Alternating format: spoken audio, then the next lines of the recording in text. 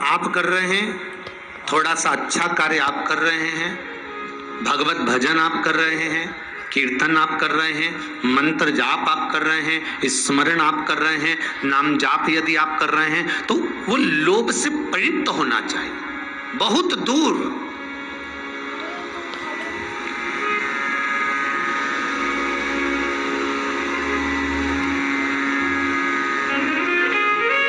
आपके भीतर वो उपजे ना,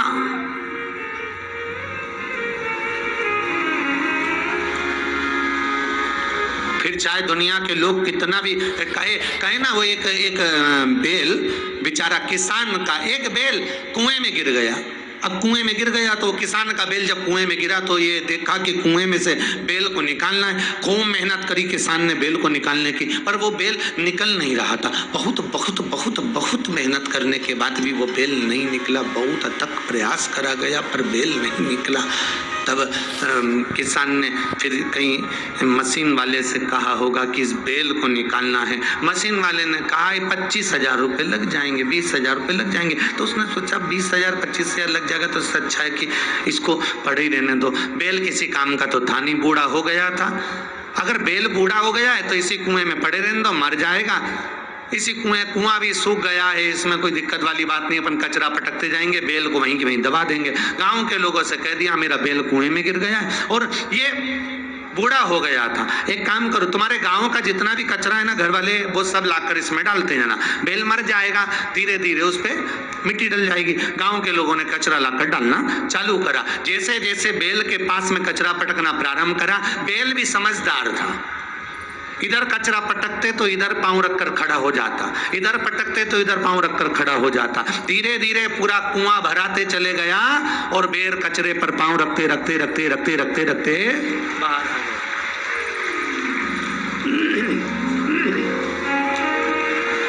बेल कचरे पर पांव रखते रखते रखते रखते बाहर आ गया, ऊपर आ गया। और जब वो ऊपर आया, निकल कर बाहर भाग गया, निकल कर बाहर भागा। बेल से हमको एक सीख लेना चाहिए, हमको एक चीज सीख लेना चाहिए।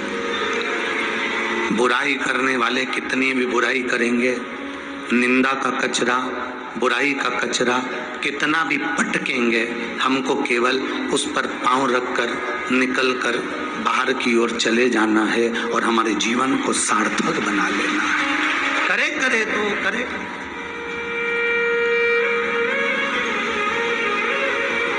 अब शब्द कहने वाला कहता रहे, ताने देने वाला देता रहे, गाली देने वाला देता रहे। अपनी शिव भक्ति, अपना स्मरण, शंकर का अनुमोदन होता रहे, बस इसका ध्यान रखना। बैसाख के महीने में 9वीं तिथि को माता जानकी का प्रागट्य हुआ है पृथ्वी से।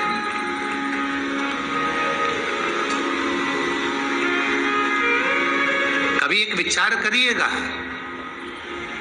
कि नरसिंह अवतार बैसाख के महीने में हुआ, कुर्म अवतार बैसाख के महीने में हुआ, हयग्रीव अवतार बैसाख के महीने में हुआ, परशुराम अवतार बैसाख के महीने में हुआ, माता जानकी का अवतार बैसाख के महीने में हुआ।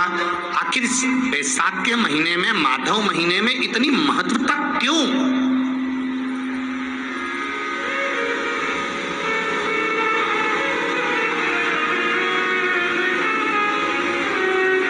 बैसाख के महीने में पड़ने वाली एकादशी, चतुर्थी, प्रदोष, अमावस्या, पूर्णिमा, शिवरात्रि, ये सभी इतनी महत्वपूर्ण क्यों हो जाती है?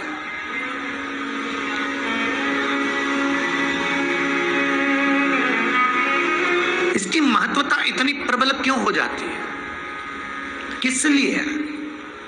क्योंकि बैसाख का जो महीना पड़ता है, सूर्य की संपूर्ण तपन, सूर्य देव अपने पूर्ण तेज के साथ में, पूर्ण तेज के साथ में मृत्यु लोक के निवासियों पर, चाहे जलचर हो, थलचर हो, वायुचर हो, चाहे जो जीव हैं, उस पर जब किरण फेंकते हैं तो संसार का जो मनुष्य है उस पर जब ताप पड़ता है तो ताप पड़ने के कारण उसके मुख से भगवान का नाम निकल ही जाता है, स्मरण नाम निकल ही जाता है। जब उसके मुख से भगवान का नाम निकलता है तो वो भगवान की शरणागति खुद ग्रहण कर लेता है स्वयं।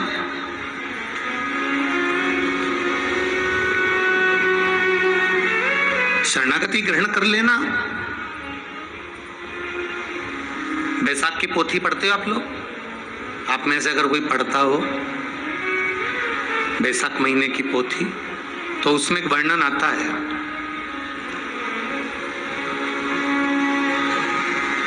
गीता प्रेस गोरखपुर के कल्याण अंक में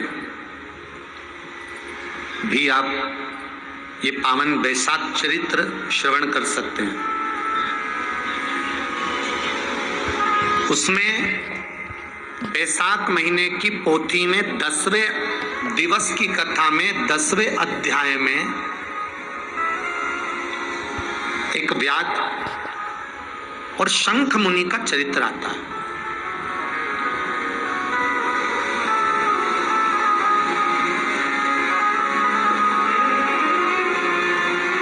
शंख मुनि एक बार निकलकर भगवान शंकर के मंदिर में जल समर्पित करने के लिए जा रहे थे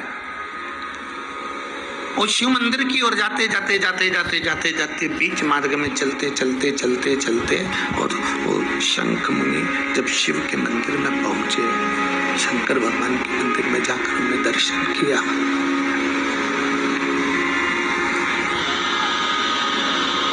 जल का पात्र उठाया और वो जल का पात्र उठाकर जब भगवान शिव को समर्पित कर रहे थे तो उसी समय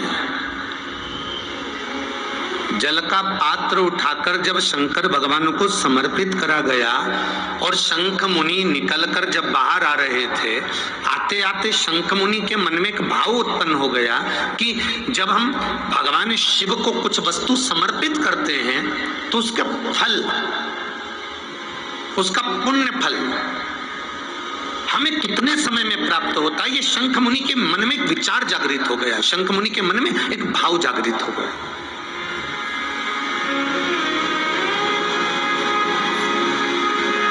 कई माताएं पशुपति व्रत करती हैं, कई ऐसी भी माताएं हैं जिन्होंने 2-3 बार पशुपति व्रत कर लिए होंगे, दूसरे को बताया, उसने व्रत करा, उसका हो गया, उसको फायदा भी मिल गया, और ये 3 कर ली, उसके बाद भी कुछ ना कुछ रह गया। तो इसके मन में आया कि बताओ, मैं भी व्रत कर रही हूँ, ये भी व्रत कर रहे हैं, ये भी व्रत को सुन कर रहा है, मैं भी व्रत कर रही हूँ, आखिर बात समझ में नहीं आती। उसको लाभ मिल गया, मुझे लाभ नहीं मिला। उसको लाभ की अनुभूति होगी, मुझे लाभ की अनुभूति नहीं हुई। तो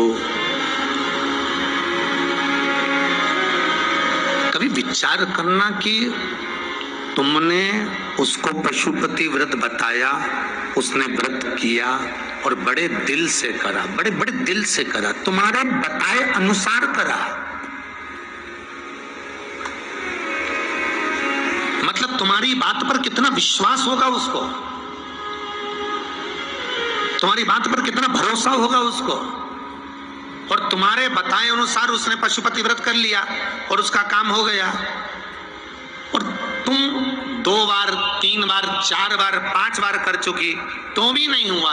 उसका कारण क्या हो सकता? उसका एक कारण है, तुम्हारी बात पर उसने विश्वास कर लिया पर तुम अभी विश्वास पूर्ण रूप से कर नहीं पाई हो। तुमने ये सोचा है कि दुनिया कर रही है तो अपन भी कर लो। एक बार महाराज ने बोला है कर लो, देखा जाएगा। पर तुम्हारे बात में वो जागृत था, तुम्हारे पास में वो बल, तुम्हारे पास में वो जागृत था, तुम्हारे पास में वो बल, तुम्हारे पास में वो वेग, तुम्हारे पास में वो बल प्राप्त नहीं हुआ। वो विश्वास जागृत नहीं हुआ। यदि तुम्हारे पास वो विश्वास जागृत हो जाता, वो बल जागृत हो जाता, तो तुमने जब पशुपति व्रत करा उसका फल तुमको मिल जाता।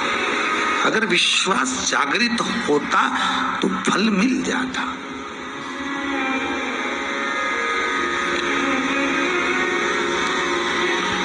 विश्वास जागृत होने पर फल की अनुभूति है।